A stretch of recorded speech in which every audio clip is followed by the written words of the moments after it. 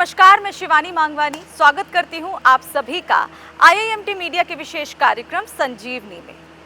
संजीवनी में मैं आपको लगातार दिखाती हूं कि कैसे आप अपना एक स्वस्थ जीवन बिता सकते हैं, किन किन चीज़ों से आप खुद को स्वस्थ बना सकते हैं, कौन सी एक्सरसाइज, कौन सा योगासन करके आप खुद को फिट रख सकते हैं और कौन सा खान पान आपके लिए सही है, यानी कि डाइट आपको कौन सी लेनी चाहिए। ये सब चीज़ें मैं आपको अपने इस कार्यक्रम में बताती हूँ। तो आज का जो हमारा कार्यक्रम है और भी खास होने वाला है, क्योंकि आज के इस कार्यक्रम में हम जानेंगे कि शल्य तंत्र क्या है, जिसको बताने के लिए आज हमारे साथ गेस्ट के तौर पर मौजूद रहेंगी आयुर्वेदा डिपार्टमेंट से असिस्टेंट प्रोफेसर इशुदी त्यागी जी।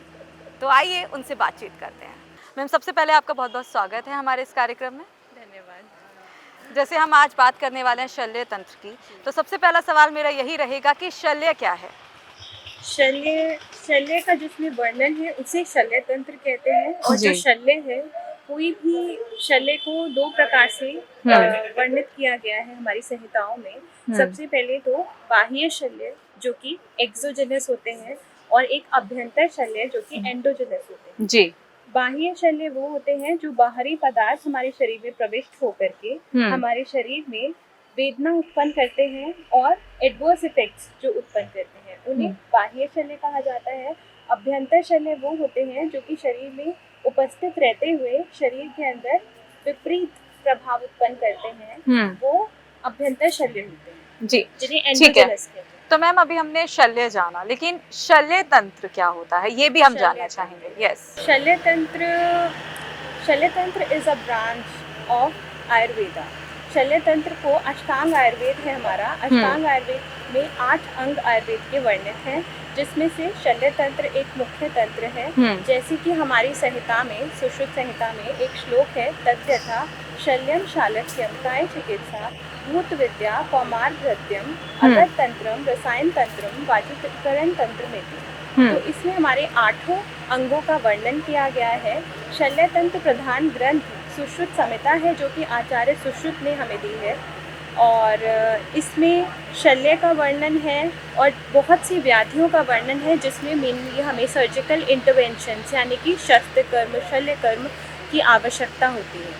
ठीक है, तो अभी हमने शल्य को जाना, शल्य तंत्र को जाना, लेकिन शल्य आखिर किन किन बीमारियों का उपचार कर सकता है? उसके पास किन बीमारियों का उपचार का मतलब क्या चीजें हैं उसके पास जो वो उपचार कर सकते हैं? जैसे आपने अभी पूछा था शल्य तंत्र क्या है, तो इसकी जो परिभाषा है उसी में ही सब कुछ आचार्य ने कह दिया है, आचार्य सुश्रुत ने, कि इस परिभाषा के अंदर उन्होंने बोला है एक श्लोक में, तत्र शल्यम नाम विविध तृण काष्ठ पाषाण पाशु लोह लोष अस्थि वाल्न कुयस्राव दुष्ट व्रण अंतर्गर्भ शल्य उद्रनाथ व्रण विनिश यंत्र शस्त्र शार अग्नि प्रणिधानात् व्रण विनिश्चय आतंच। सो इसके अंदर जो है ये एक परिभाषा है, जिसके अंदर उन्होंने वर्णित किया है कि शल्य तंत्र के अंदर सभी प्रकार के शल्य जो शरीर के अंदर प्रविष्ट होते हैं और जो शरीर में पहले से उपस्थित होते हैं, और मूट गर्भ है, और या फिर किसी भी तरीके का व्रण है,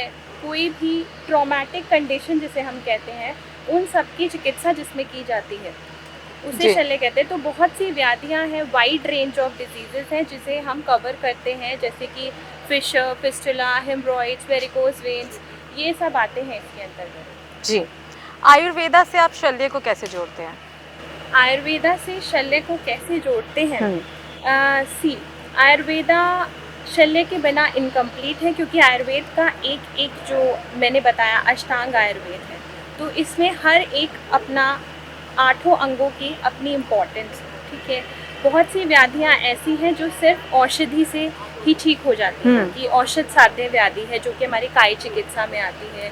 बहुत सी ऐसी डिजीजेस हैं जो कि पंचकर्मा से कवर अप हो जाती हैं, कि हम पंचकर्म करेंगे तो उससे वो ट्रीट हो जाएगा। लेकिन बहुत सी ऐसी कंडीशंस होती हैं जो कि बिना ऑपरेशन के, बिना शस्त्र कर्म के ठीक नहीं होती हैं। उसके लिए आयुर्वेदा में शल्य तंत्र आचार्य सुश्रुत ने दिया, जिसके अंदर उन्होंने बहुत से सर्जिकल और पैरासर्जिकल प्रोसीजर्स क्लासिकली हमें बताए हैं, जैसे शार कर्म है, अग्नि कर्म है, शस्त्र कर्म है, ये सब उन्होंने बताए हैं इसके अंतर्गत। तो इसीलिए इस तरीके से हम इसे आयुर्वेदा से कोरिलेट कर सकते हैं। जी, इसमें थेरेपीज हम किस प्रकार से ले सकते हैं?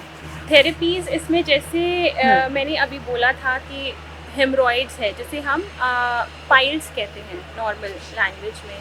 तो इसमें हेमरॉइड्स के अंदर जैसे आपको बहुत सारी थेरेपीज़ अवेलेबल हैं, ठीक है। इसमें क्षारकर्म थेरेपी है, क्षार सूत्र लाइगेशन है जी। जो कि बहुत फेमस है और बहुत ही इफ़ेक्टिव भी है। इसके अलावा जैसे वेरिकोज वेन्स है, बहुत कॉमन डिजीज़ है क्योंकि ये प्रोलॉन्ग स्टैंडिंग, जो ज़्यादातर खड़े रह के लोग काम करते हैं, जैसे आपके वॉचमैन हैं, सिक्योरिटी गार्ड्स हैं, सर्जन्स हैं, जिन्हें घंटों तक खड़े रहना पड़ता है, इवन आर हाउसवाइफ्स जो हैं, गृहिणी जो हैं, तो गृहिणी भी सारा दिन खड़ी रहती हैं, माएँ हमारी। तो इसीलिए हम उस वक्त ये देखते हैं कि उनको पैरों के हिस्से में जो वेन्स यानी जो सिराएँ होती हैं वो नीली हो जाती हैं, डायलेटेड, इलोंगेटेड और टॉर्चुअस हो जाती हैं, जिनकी वजह से उन्हें ये वेरिकोज वेन्स जो सिराज ग्रंथि व्याधि है ये होती है जी। तो इसमें हम सिराज ग्रंथि में भी आयुर्वेद का बहुत बड़ा योगदान है। इसमें उन्होंने बोला है, ऐसे एक श्लोक है जिसमें उन्होंने बोला, सिरा ग्रंथ्यो नवे पयम तैलम सहचरम तथा उपनाहो अनिलयर बस्ती कर्म सिरा व्यधे, जिसमें आचार्य ने हमारे क्लासिकल टेक्स्ट में ये वर्णित किया है कि अगर आपकी वेरिकोज वेन्स जैसी डिजीज़ है और वो प्राइमरी स्टेज में है तो उसमें आप उन्हें एक तो सहचर आदि तैल पान करा सकते हैं और उन्हें बस्ती कर्म करा सकते हैं, उपनाहा के द्वारा चिकित्सा करा सकते हैं और सिरा वेद करा सकते हैं, जिसको हम वेन पंचर कहते हैं। जी। और ये इसका बेस्ट ट्रीटमेंट ऑप्शन है क्योंकि अगर आप इसे इनिशियल स्टेज में ही कवर अप कर लेंगे या इनिशियल स्टेज में ही आप उसको ट्रीटमेंट दे देंगे पेशेंट को इस व्याधि का, तो उसमें क्या होगा कि उसे एडवर्स सिचुएशंस का सामना नहीं करना पड़ेगा, क्योंकि फर्दर ऑन अगर इसको इनएडिक्वेटली ट्रीट किया जाए या इसको प्रॉपर ट्रीटमेंट ना दिया जाए तो ये वेनस अल्सर्स जैसी व्याधियाँ भी उत्पन्न कर सकती हैं। ठीक है, देखिए अभी तक हम बहुत कुछ जान चुके हैं शल्य के हाँ बारे में, लेकिन इसी के साथ आखिरी और अगला सवाल हमारा रहेगा कि शल्य क्या है हम जान गए हैं, लेकिन अभी जो दर्शक ये वीडियो देख रहे हैं तो अगर वो चाहते हैं कि वो अपने बच्चे का एडमिशन इसमें कराएं तो कैसे मतलब एक क्या फॉर्म है कि एडमिशन कराने का, कि शल्य में आप जाएं, ऐसे आप एडमिशन करा सकते हैं, इनसे कांटेक्ट कर सकते हैं, तो जो भी डिटेल्स हैं आप हमारे साथ शेयर करना चाहती हैं तो वो आप बता सकती हैं। जी बिल्कुल, हम इसमें एडमिशन लेने के लिए सबसे पहले तो बच्चे को 12th, 10th, 12th, 11th, 12th से बायोलॉजी से करना चाहिए, ठीक है। उसके बाद उसको अपना यूजी का एक नीट एंट्रेंस एग्ज़ाम है उसे क्लियर करना है।